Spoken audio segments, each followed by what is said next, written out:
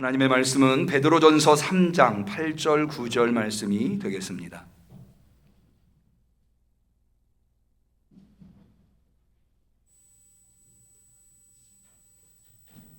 부활절 7번째 주일, 부활절의 마지막 주일입니다.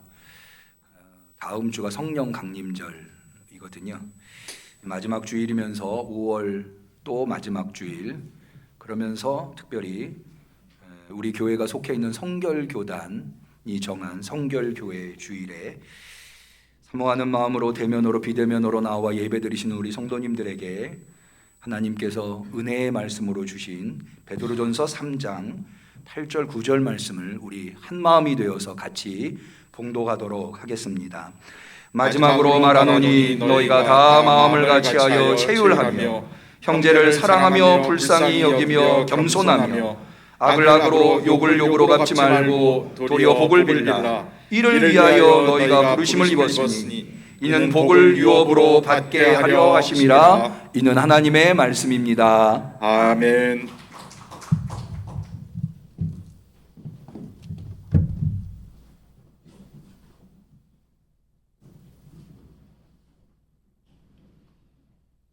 지난 한 주간도 수고들 많으셨습니다. 오늘 예배 대면으로 비대면으로 나오신 성도님들에게 하나님께서 예배를 통해서 특별히 말씀을 통해서 위로해 주시고 다시 한 번 더 힘을 내서 세상 속에서 그리스도인다운 삶을 살아갈 수 있는 능력과 은혜를 베풀어 주시기를 주님의 이름으로 간절히 축원합니다. 이미 말씀드린 대로 오늘은 성결교회 주일입니다. 오늘을 성결교회 주일로 지키는 이유는 성결교회의 효시가 1907년 5월 30일, 올해는 내일이 되겠네요. 30일 카우만 길보른이라고 하는 감리교 선교사들입니다. 함과 함께 김상준 목사님, 정빈 목사님이 종로, 지금의 종로이가 당시에는 염곡동이라고 하는 곳에 복음전도관을 세우면서 성결교회가 시작되었기 때문에, 그래서 매년 5월 마지막 대주 주일은 성결교회 주일로 지키고 있습니다. 지난주에 그래서 우리 성결교단 총회가 신길 성결교회에서 있었습니다. 이 성결교회 하면은 많은 분들이 대표적으로 이 사중복음을 특징으로 들을 것입니다. 중생 성결 신유 재림, PPT를 좀 보여주실까요? 이 사중복음이라고 한 네 가지 중요한 복음, 이게 이제 성결교회 교리는 아니고요, 전도표제어라고 할 수 있습니다. 그 전도표제어가 중생, 성결, 신유, 재림, 이 네 가지입니다. 그러나 이 네 가지는 사실은 한 가지인데요. 다시 보여주시죠. 중생이라고 하는 것이 제가 한자를 일부러 써놨는데 거듭중자에 다시 태어날 생자, 날 생자죠. 그래서 다시 태어난다, 그래서 거듭난다라고 하는 거고요. 성결은 거룩하고 깨끗한 삶을 의미하는 거고요. 신유는 하나님의 치유하심, 신적 치유. 재림은 예수님의 약속이죠. 다시 오신다는 재림. 이게 네 가지 전도할 때에 우리 성결교회의 중요한 표제어인데요. 이것은 사실은 성결이라고 하는 것으로 집약될 수 있다 하겠습니다. 왜 그런가 하면, 여러분, 중생이라고 하는 게 다시 태어나는, 그리스도인으로 태어나는 것을 의미하는데, 이 그리스도인으로 태어났을 때 살아야 할 삶은 어떤 것이겠어요? 여러분, 우리가 왜 태어났느냐라고 할 때 여러 가지로 표현할 수 있습니다만은 행복한 삶을 살기 위해서 태어났다, 이렇게 표현하는 것이 일반적이지 않습니까? 우리 그리스도인으로 왜 태어났을까요? 우리는 성결한 삶을 살기 위해서 태어났다 말할 수 있는 거예요. 근데 사실 이 세상 속에서 우리가 성결한 삶을 살려고 하는데 많은 어려움이 있습니다. 우리의 연약함 때문에, 부족함 때문에 때때로 죄악에 물들고 또 병들고, 이렇게 육신도 병들고 영혼도 병들 수 있는 거죠. 그래서 그 모든 것들, 이게 신유라고 하는 것은 단순히 질병을 낫게 해주신다고 하는 의미로서 그치는 것이 아니라 우리의 육체와 영혼, 심령, 이런 것들을 하나님께서 깨끗하게 회복해 주신다. 치유라고 하는 것이 회복을 의미하기 때문에 회복해 주신다라고 하는, 그러니까 이 신유도 성결을 위해서 있다고 할 수 있는 거죠. 우리가 이 땅에서 성결한 삶을 살아갈 수 있도록 하나님께서 계속적으로 우리를 도와주시는 것이다. 그리고 재림과 성결도 매우 밀접한 관련이 있는데요. 왜 그런가 하면 여러분, 예수님께서 이 세상의 재림으로 예수님께서 이 땅에 재림하신다고 하는 것을 우리 성도님들은 다 믿으시죠? 예. 예수님이 왜 오십니까? 우리의 구원을 완성하시기 위해서, 우리를 하나님 나라로 영생으로 인도하시기 위해서 재림하시는 거죠.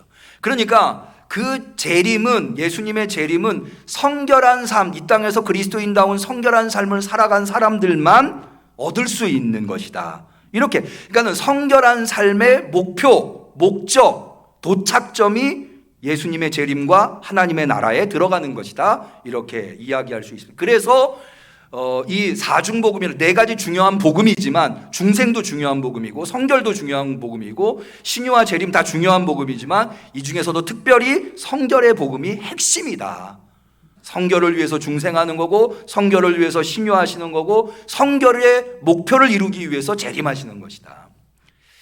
그래서 우리 성결교단은 이름도 성결입니다마는 성결교단의 마크, 상징, 심볼이 여러분이 잘 아시는 대로 가시면류관의 백합이죠. 보여주실까요? PPT를. 이게 이제 뭐 다 잘 아시다시피 성결교단의 마크죠.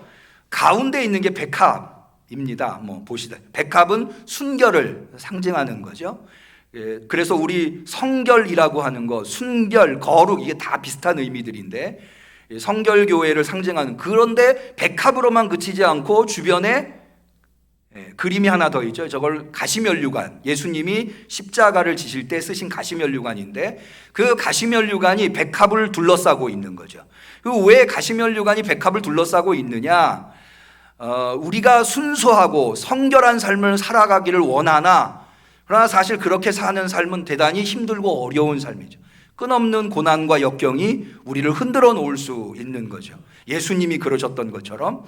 그래서 그 가시면류관이 있다 하더라도 우리가 순수하고 성결한 삶을 살아야 한다는 의미에서 백합만 있는 게 아니라 가시면류관이 그것을 둘러싸고 있다.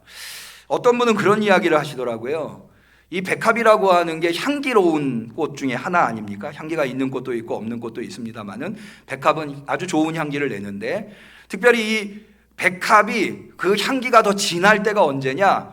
백합의 꽃의 상체기가 났을 때, 그때 더 진한 향기를 낸다 하더라고요. 그래서 가시면류관 안에 이 백합이, 이 가시면류관으로 인해서 상체기가 난 백합이 더 향기를 많이 낼 수 있는, 그래서 우리 복음 성가 중에 그런 성가 있지 않습니까? 가시밭에 백합화 예수 향기 날리니 할렐루야 아멘이라고 하는 찬양이 있는데, 그것이야말로 우리 성결교단의 상징, 심볼을 가장 잘 보여주고 있는 가사가 아닌가, 이런 생각을 하게 됩니다. 그러면 왜 우리 성결교회는 고난 속에서도 성결한 삶을 그렇게 중요하게 여기고 있는가? 왜 고난 속에서도 성결한 삶을 살아야 하는가? 성결한 삶을 살기 위해서 고난을 받는 것도 감수하라고 가르치고 있는가? 그걸 대단히 중요하게 여기고 있는가? 라고 할 때 저는 오늘 본문을 통해서 거기에 대한 대답을 찾아보고자 하는 것입니다. 결론부터 말씀드리자면, 왜 고난 속에서도 성결한 삶을 살아야 하는가? 라고 할 때 베드로전서는 그 이유를 성결한 삶이야말로 고난 속에 있는 그리스도인들에게 고난을 희망으로 바꿔주는, 고난을 구원으로 바꿔주는, 고난을 영생으로 바꿔주는 그 유일한 희망이 성결이다 라고 가르쳐주고 있다고 하는 거죠. 이것을 마음에 새기시는 성도님들이 되시기를 축원합니다. 베드로전서는 두 가지를 목표로 삼고 있습니다. 첫 번째는 고난 속에 있는 그리스도인들에게, 사실 베드로전서가 기록될 당시에 이 그리스도인들은 로마라고 하는 막강한 국가 권력에 의해서 박해를 당하고 있는 상황이었습니다. 100년 어간에 아주 중요한 박해가 두 번 있었는데요. 네로 황제 때 한 번 있었고 도미티안 황제 때 있었는데, 그런 국가 권력이 공식적으로 기독교인들을 박해하는 거예요. 그냥 기독교인들이 싫어서 박해하는 게 아니라 아예 기독교인들을 괴롭히고 못 살게 구는 것이 적법한 상황에 놓여 있는, 그러니 얼마나 그리스도인들이 고통 속에 살고 있습니까? 그런 그리스도인들에게 희망을 주기 위해서, 그래서 베드로전서가 기록되었다. 그래서 베드로전서는 희망의 서신이다 라고 이름을 붙일 수 있습니다. 우리가 읽지는 않았습니다만 베드로전서 1장 3절에 보면 그게 잘 나와 있는데요, 제가 한번 읽어보죠. 찬송하리로다 우리 주 예수 그리스도의 아버지 하나님이 그 많으신 긍휼대로 예수 그리스도의 죽은 자 가운데서 부활하심으로 말미암아 우리를 거듭나게 하사, 그리스도인이 되게 했다는 거죠. 산 소망이 있게 하셨다라고 해서 그리스도인들에게 소망, 산 소망이라고 하는 것은 죽어 없어져 버린 소망이 아니라 살아있는 소망, 지금도 우리에게 살아있는 소망, 그것을 의미하는 것이다. 여러분, 우리가 이 세상에서 아무리 힘들고 어렵게 살아도, 고난 속에 살아도 우리에게는 소망이 살아있음을 확신하시고 믿으시기를 축원합니다. 바로 그 소망이야말로 우리 그리스도인들이 그 고난을 이길 수 있는 힘과 저력인 거죠. 그러면 어떻게 고난 속에서 우리 그리스도인들은 산 소망을, 여전히 살아있는, 없어져 버린 게 아니라 살아있는 소망을 가질 수 있느냐? 이것에 대해서 이 베드로전서는 두 가지로 이야기를 하는데요, 그 두 가지를 얘기하기 전에 근본적인 그리스도인들이 이 세상에서 어떻게 살아야 고난 속에서 고난이 소망으로 바뀌는 그런 삶을 살아갈 수 있는가에서 그 삶의 지침, 그 삶의 핵심이 있는데, 그게 뭐냐 하면 바로 구원이, 예수 그리스도 안에서 얻은 구원이 효력을 나타내는 삶이라고 하는 것. 구원이 효력이 되는, 구원의 효력이 있는 삶. 이게 무슨 얘기냐면요, 여러분이 아파요. 그러면 여러분 뭘 드시죠? 약을 드시죠? 약을 먹으면 약의 효력이 나타나서 아픈 것이 치료되는 거죠. 아픈 것이 해결되는 거예요. 여러분 배고프세요. 그러면 어떻게 하시죠? 음식을 드시죠. 음식을 먹으면 음식의 효력이 우리 몸에 나타나서 그 배고픔이 해소되는 거죠. 여러분, 우리가 이 세상에서 구원을 얻었어요. 저와 여러분들 다 예수 그리스도를 통해서 구원을 얻으신 줄로 믿으시기를 바랍니다. 그 구원을 얻었으면 그 구원이 우리 안에서 효력이 나타나야 되는 거예요. 효력이 나타나서, 마치 약을 먹으면 약의 효력이 나타나서 아픈 것이 사라지듯이, 배고픔, 음식을 먹으면 음식의 효력이 나타나서 배고픔이 사라지듯이 효력이 나타나면은 문제가 해결되는 거죠. 그러면 구원이 우리 안에서 이루어지면 어떤 효력이 나타나느냐? 구원받기 전에는 하나님의 뜻을 이루어드리는 삶을 살아갈 수가 없어요. 그런데 구원을 받고 나면 구원의 효력이 나타나서 하나님의 뜻을 이루며 사는 삶을 살 수가 있다는 거예요. 이게 바로 이 땅에서 비록 우리가 그리스도인들이 고난당하는 삶을 살지만, 그러나 구원을 받은 자로서, 산 소망이 있는 자로서 구원의 효력이 나타나는 삶이라고 하는 것의 정의라고 할 수가 있습니다. 그러면 구원받은 자, 구원의 효력이 나타나는 삶은 구체적으로 어떤 삶이냐? 그것을 바로 오늘 우리가 읽은 본문에서 가르쳐주고 있는데요, 이 본문은 우리가 이제 8절, 9절만, 2절만 읽었습니다만은 사실은 8절에서부터 17절까지가 한 단락이거든요. 세 부분으로 구성되어 있어요. 첫 번째는 우리 그리스도인들끼리 서로 어떻게 대하여야 하는가. 그리고 그것이 이제 8절, 9절에 나오고요. 그 다음에 13절로부터 17절은 우리 그리스도인들이 세상 사람들을, 그리스도인들을 박해하고 힘들게 하고 고통을 주는 세상 사람들을 어떻게 대하여야 하는가에 대해서, 그리고 그 가운데에는요, 왜 그런 삶을 살아야 하는가에 대한, 이게 이제 가운데에 나와 있는 10절에서 12절은 시편 34편을 인용한 건데요, 그 말씀을 통해서 증명하고 있다고 하는 거죠. 먼저 우리 한번 8절 9절부터 보죠. 우리 그리스도인들끼리 서로 어떻게 대하여야 하는가. 이 세상에서 고난당하고 있는 그리스도인들은 그 구원의 소망을 이루기 위해서, 구원의 효력이 나타난 삶을 살기 위해서 어떤 삶을 살아야 되는가. 마지막으로 말하노니 너희가 다 마음을 같이하여 체율하며, 이 체율이라고 하는 말이 좀 어려운데요, 몸체자에 긍휼히 불쌍히 여길 휼자예요. 몸을 불쌍히 여긴다고 하는 말이 무슨 말이냐면 동정한다라는 말이에요.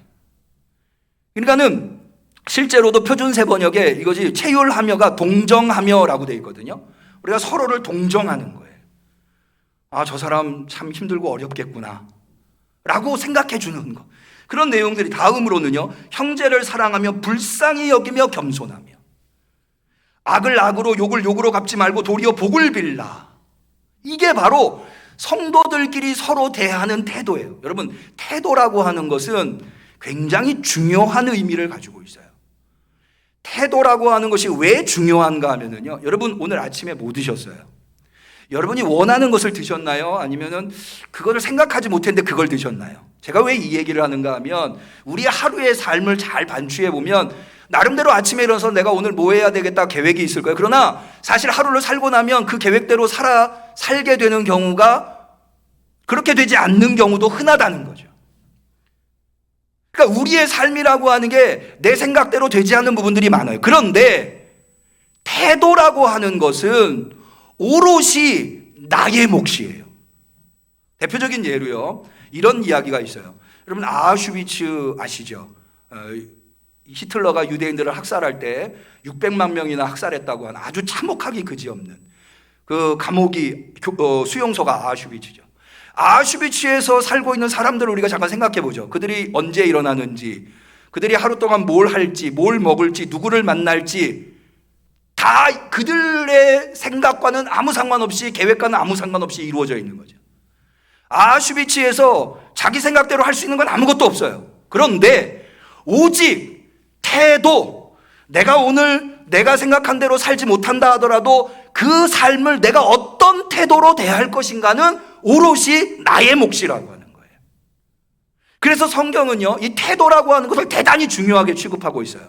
여러분 빌립보서에 보면 바울이 너희 안에 이 마음을 품으라 그리스도 예수의 마음이니 라고, 우리나라 말로는 마음이라고 번역되어 있지만 사실은 정확한 번역은 attitude, 태도예요. 너희 안에 이 태도를 품어라. 그리스도 예수의 태도니. 그는 근본 하나님과 본체시나 동등됨으로 여길 것으로 생각하지 않고 종의 몸으로 이 세상에 오셔서 죽기까지 순종하셨다 라고 하는, 이게 바로 예수님의 태도라고 하는, 그 태도는 우리가 결정하는 거예요. 여러분 태도가 중요한 이유는요, 태도가 행동을 낳고, 아니 습관을 낳고 습관이 그 삶을 결정하는 거예요. 내가 어떤 태도를 갖느냐. 그런데 우리가 이 세상에서 나그네로, 이 세상에서 고통과 시름과 어려움 속에서 살고 있지만, 그러나 내가 어떤 태도로 성도를 대할 것인가, 내가 어떤 태도로 세상을 대할 것인가는 오롯이 내 몫이라는 거예요. 내가 그런데 베드로는 어떤 태도로 대하라, 성도들끼리 어떤 태도로 대하라고 했느냐? 동정하고 사랑하고 불쌍히 여기고 겸손하고.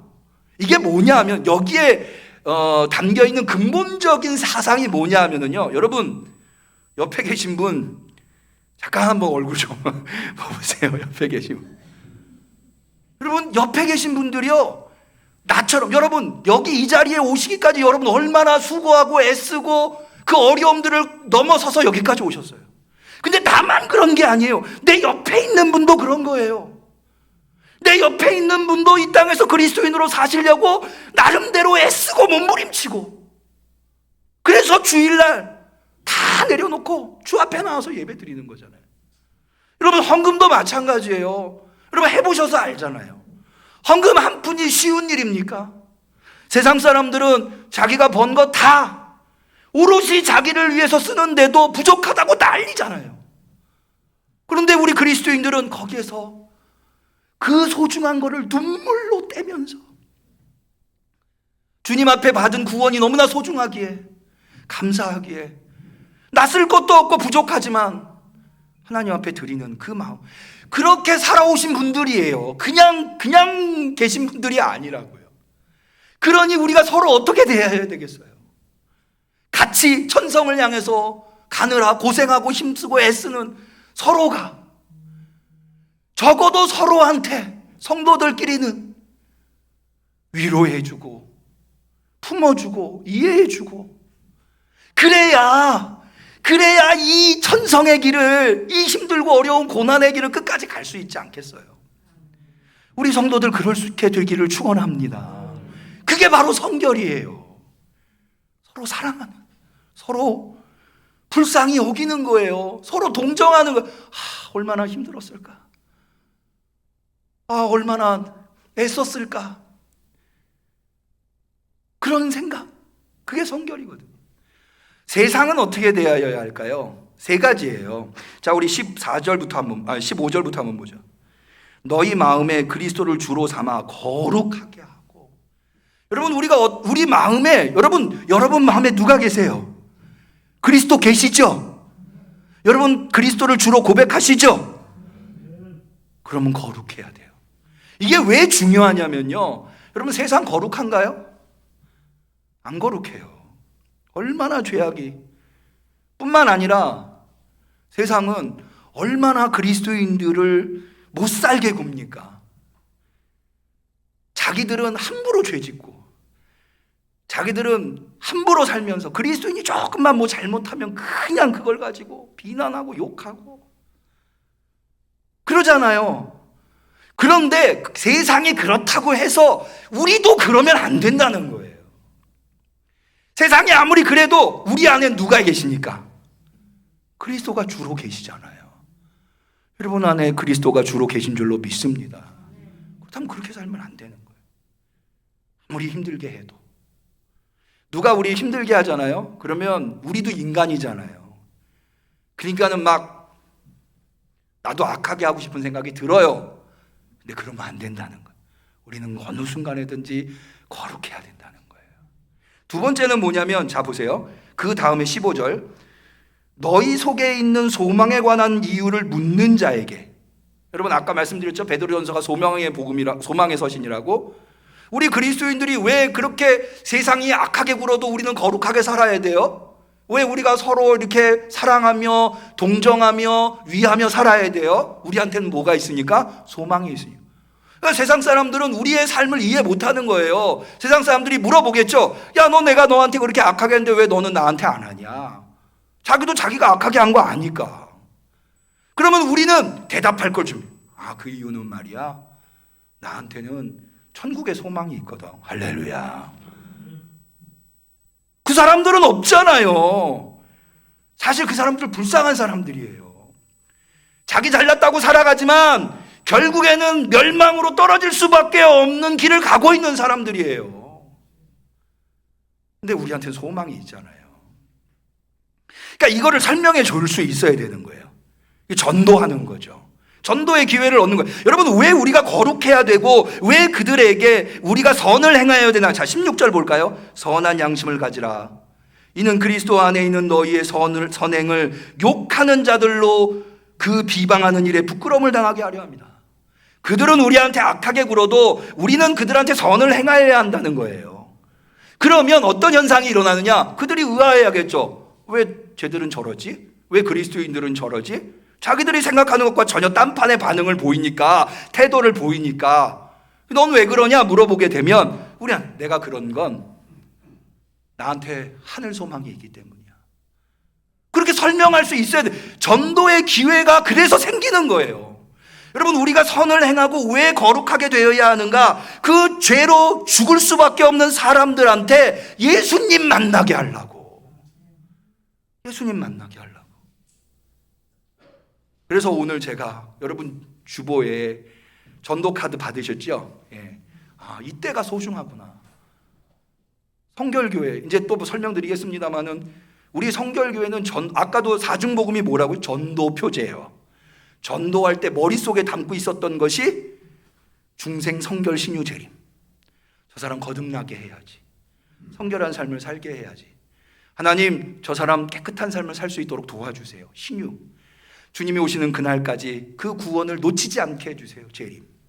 그걸 머릿속에 담으면서 옛날 분들 많이 배우지는 않으셨어도 이 네 가지만으로도 복음을 전파해서 성결교단을 이루었던 거예요. 다음 주에 우리가 이거를 작성해서, 여러분 지난주에 말씀드렸죠. 내 신앙이 아무리 좋아도요, 내 가족, 내 신앙으로 구원할 수 없어요. 오직 자기의 신앙으로만, 그 사람이 주님을 믿는 것만으로만 구원받게 되거든요. 그러니까 우리가 사랑하는 가족들, 우리가 사랑하는 이웃들, 친구들 예수님 만나게 해줘야 되는 거예요. 다음 주가 성령강림절이잖아요. 이 성령강림절에 여러분 마음속에 저 사람 꼭 구원받았으면 좋겠다 라고 생각하시는 분 꼭 여기다 적으세요.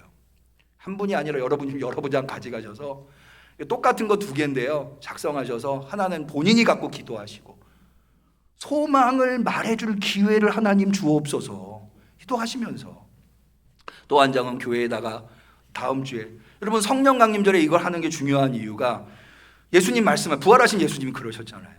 성령이 너희에게 임하시면 어떻게 돼요? 너희가 권능을 받고 예루살렘과 유대와 사마리아 땅끝까지 이르러 뭐가 된다고요? 내 증인이. 성령 왜 주세요? 증인 삼으시려고.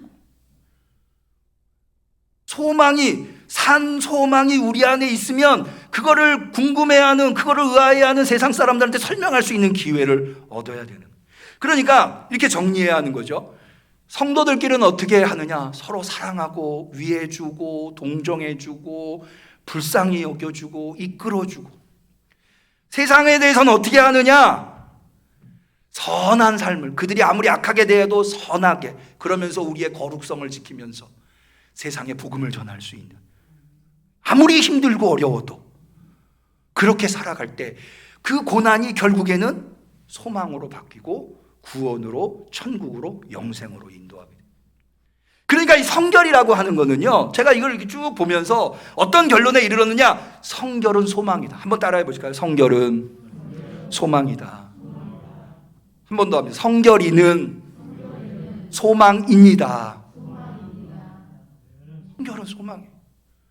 여러분, 성결해야 우리가 받은 구원이 살아있는 소망이 되는 거예요. 고난 속에서도 성결해야 이 죄악 많은 세상 속에서 우리가 소망이 되는 거예요. 예수님 말씀하셨죠. 너희는 세상의 빛이다, 소금이다. 성결해야. 성결하지 않은 그리스도인들은요, 세상의 빛과 소금이 될 수 없어요. 아니, 오히려 맛을 잃은 소금은 밖에 버려 사람들한테 밟힐. 성결해야 세상의 죄인들을 소망으로 이끌 수 있어요. 그래서 성결이 소망이에요. 여러분 마음에 새기시기를 바라요. 성결이 소망이에요. 고난일수록 더 그래요. 여러분 이거는요, 우리 한국 교회 기독교 역사에서 증명이 된 거예요. 아까 말씀드린 대로 우리 성결교단이 1907년 5월 30일 날 염곡동에 김상준 정빈 목사님이 복음전도관을 세우면서 시작됐다고 그랬잖아요. 그런데 1907년이 어떤 해죠? 여러분 1907년 하면 뭐가 한국 기독교사에서 뭐가 딱 떠오르십니까? 평양대부흥운동. 한국 교회가 2000년 교회사 속에 없었던 부흥을 이룰 수 있었던 그 계기가 1907년 장대현 교회에서 있었던 평양 대부흥운동이에요. 1907년 1월에 있었거든요. 근데 이거는 기독교 역사학자뿐만 아니라 일반 역사학자들도 동일하게 인정하고 있는 바가 있어요. 그게 뭐냐면 어떻게 1907년에 그 평양 대부흥운동이 일어났는가 라고 할 때, 물론 1907년 이전에 무슨 일이 있었느냐? 조선 말이에요.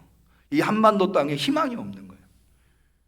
조정은 간신배들로 드글거렸고요. 부패하고 타락하고 나라를 지킬 힘이 없어요. 백성을 지킬 힘이 없어요. 그리고 주변에 있는 열강들은 이 한반도 땅을 집어삼키려고 호시탐탐. 그래서 청일전쟁, 러일전쟁 다 이 한반도에서 일어나잖아요. 백성들은 이제 희망이 없는 거예요. 완전히 절망 상태에서 도덕적으로 타락하고 도박과 마약과 술 이런 것들로 완전히 희망을 잃어버린 삶을 살아가고 있을 때가 바로 1907년이었어요. 1907년 이전의 삶. 1907년 하나님께서 이 민족을 불쌍히 여기셨어요.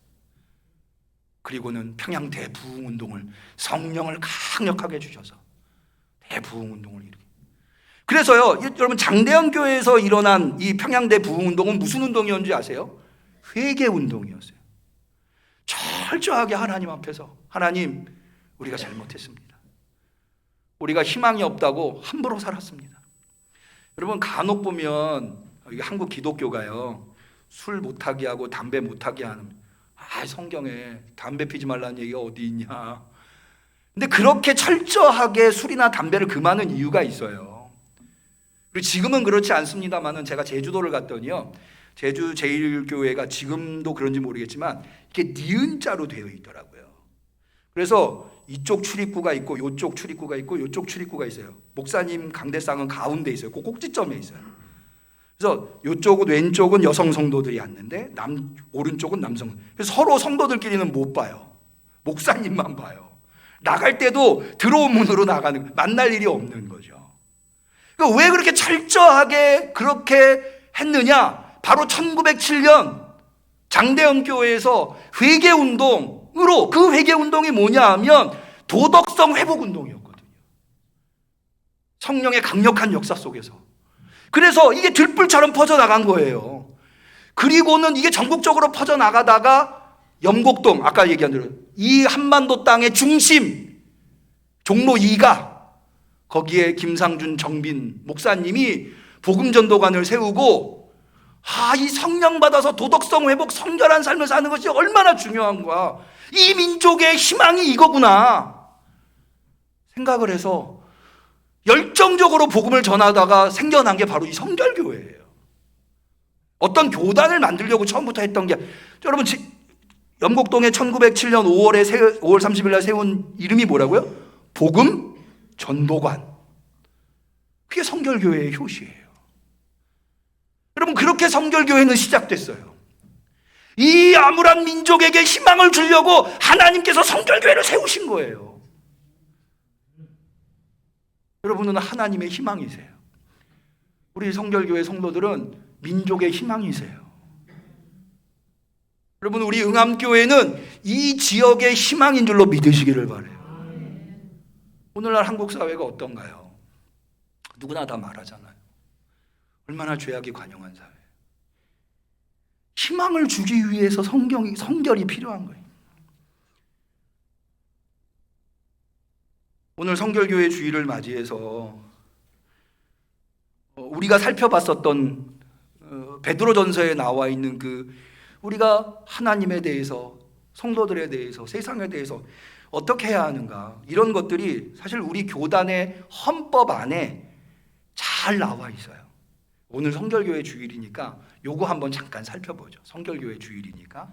자, PPT를 좀 보여주실까요? 교단헌법 제4장에 보면 하나님에 대한 경건 생활에 대해서 나와 있어요. 하나님에 대한, 이게 교단헌법의 성결한 삶에 대해서 하나님에 대한 경건 생활과 사회에 대한 건덕 생활, 이렇게 나와 있는데, 하나님에 대한 경건 생활 4가지예요. 성수주의라는 거. 주일 성수. 성수가 뭐냐면 거룩하게 지킬 숫자예요. 주일을 거룩하게 지키는 거. 2번째가 기도 생활. 3번째가 교회 생활. 교회에 충성한다는 거예요. 4번째가 헌금 생활. 이게 하나님을 섬기는, 하나님 앞에서 거룩한 그런 거고요. 2번째, 간단하게만, 좀 시간이 없으니까 간단하게, 다음 PPT를 보시면 제2절에 사회에 대한 건덕 생활이 나와요. 이 건덕 생활도 2가지로 나오는데요. 교인이 힘써야 할 것이 나오고요. 2번째로는 교인이 해서는 안 될 것이 또 나와요. 그런데 이 건덕 생활이라는 게 뭐냐면 건전하고 덕 있는 생활을 의미합니다. 그게 건덕 생활이에요. 그래서 교인이 힘써야 할 것, 빠르게 제가 좀 볼게요. 하나님께서 힘주시는 대로 사람을 긍휼히 여겨 줄인 자에게 먹을 것을 주며 헐벗은 자에게 입을 것을 주고 병든 자와 옥에 갇힌 자를 방문하며 도와주어요. 나 사람의 영혼을 사랑하며 기도하며 전도하며 자기의 접촉하는 자들에게 진리를 권고하기를 항상 힘써야 한다. 다 무슨 사업을 경영하든지 자기 중심으로 하지 말고 봉사 정신으로 주님의 영광을 위하여 진실하게 하여야 한다. 라, 일하는데 부지런해야 하며 생활은 검소 절약함으로 타인의 본이 되어야 한다. 마, 자기를 이기고 매일 십자가를 지고 그리스도의 이름을 위하여 시련과 핍박을 참을 것이며 복음을 부끄러워하지 않아야 한다. 이게 성도들이 힘써야 할 것. 다음으로 교인이 해서는 안 될 것. 교인은 서로 분쟁이나 소송을 하지 말며 중상과 편론하지 않아야 한다. 나 분수에 지나치는 생활을 삼가며 진리에 부합지 않는 오락을 행치 말며 비열한 속가를 부르지 말며 신앙의 손해되는 서적을 읽지 않아야 한다. 다 갚을 예산이 없는 부채를 지지 말며 부당한 이득을 탐하는 업을 하지 말며 고리대금을 하지 말며 공금을 사사로이 유용치 말며 모든 금전거래 관계로 교회의 위신과 교인의 신의에 손상되는 일을 하지 않아야 한다. 남녀 교제에 있어서 남에게 오해를 받아 본의 아니게 교회의 명예를 훼손시키는 행동을 하지 않아야 한다. 자녀가 부모에게 불효하거나 연소자가 연장자에게 불손하거나 타인을 멸시하는 태도를 취하지 않아야 한다. 관습상으로나 사교상으로나 신앙생활에 유해하며 타인에게 부덕되는 환각제 및 주초 등의 행위는 하지 않아야 한다. 이게 하지 말아요. 아까 우리가 베드로전서에서 봤었던 성도들끼리 어떻게 대해야 하는가, 세상에 대해서 어떻게 대해야 하는가, 여기에 그대로 이게 만약 2000년 전, 베드로전서가 2000년 전 버전이라면 지금 우리 교단 헌법에는 2000년 후 오늘날 버전이라고 이야기할 수 있어요. 헌법에도 명시되어 있는. 그래야 우리는 희망이 되는 거예요. 그냥 성결인이 되는 게 아니에요. 여러분, 우리 이보다 더 잘하는 성결인이 되시기를 축원합니다. 성령님의 도우심으로 이를 이루어 나갈 수 있는. 마지막으로요, 이성복 목사님 이야기 하나. 이성복 목사님 아시죠? 이분이 이성복 목사님이신데, 이성복 목사님이 우리 성결교단의 대표적인 부흥 강사, 전도의 주자이시죠. 아마 아시는 분, 수염이 덥수룩하게 나셔서. 이성복 목사 어릴 적에 몸이 쇠약하셨다고 그래요. 병원에 가봤더니 폐디스토마에 감염돼서 폐디스토마에 감염되어서 다리를 절단해야 한다는 이야기를, 병원에서 골막염 진단을 받았어요. 그에게 죽음이 엄습해 왔어요. 그런데 이런 음성을 들었어요. 성봉아, 너는 이제 죽어서 어디로 가려느냐? 천국이냐 지옥이냐? 천국은 없으면 안 가도 되지, 좋지만 만약 지옥이 있다면 나는 지옥의 자식이로구나. 그런 음성이 자기 안에서 자기를 견디지 못하게 만든. 병원에 입원한 6달 동안에 그는 죄인인 것을 깨닫기 시작했어요. 정수리부터 발끝까지 죄인임을 절실히 깨달았어요. 어머니는 그에게 회개할 것을 촉구했고, 하나님 한 번만 살려줘, 이제 깨달았나이다. 이 몸을 주께 바치고 불쌍한 인간들에게 주님을 증거하겠나이다. 그는 철저하게 죄를 자복하고 회개했고, 그랬더니 그의 다리가 씻은 듯이 깨끗이 나았다는 거예요. 이래하여서 신유의 은혜를 체험한 이성복 목사님은 전국을 순회하면서 사중복음을 전하는 유명한 전도 부흥사가 되었다고 해요. 여러분, 우리 이 시대의 이성복 목사님, 이 시대의 성결인이 되어서 이 시대의 소망이 될 수 있는 우리 성도님들 다 되시기를 주님의 이름으로 간절히 축원합니다. 기도하겠습니다. 하나님 아버지, 우리를 왜 성결인으로 부르셨습니까? 이 어두운 시대에 소망이 되라고, 우리를 구원하신 그 소망을 이루라고 우리에게 성결인을 허락하여 주신 줄로 믿습니다. 근데 우리가 얼마나 연약한지 주님이 너무나도 잘 아십니다. 주님, 성결인이 되고 싶은데 우리 안에 있는 악한 것들이 우리를 억누르고 있습니다. 성령님 도와주옵소서. 성령의 강력한 역사가 있어야 되겠습니다. 주님, 이 종과 우리 성도들이 성령 충만하여 온전한 성결인이 되게 하여 주시옵소서. 그리하여서 이 지역을 넘어서 이 나라의 민족, 우리 응암교회 성도들이 희망이 되게 하여 주시옵소서. 예수님의 이름으로 기도 올리옵나이다. 아멘.